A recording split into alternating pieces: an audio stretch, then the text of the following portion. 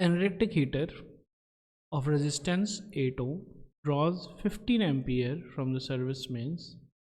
है ना, और ये 2 घंटा काम की। Rate at which the heat is developed in the heater, तो ये रेट है, तो रेट मतलब कि भैया पावर, पावर क्या हो जाएगा, यहाँ पे देखिए आर दिया हुआ है, आई दिया हुआ है, तो सिंपल हो गया,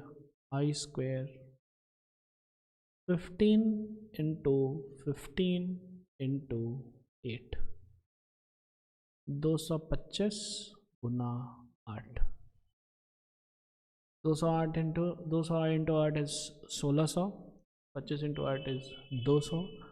1800 वाट।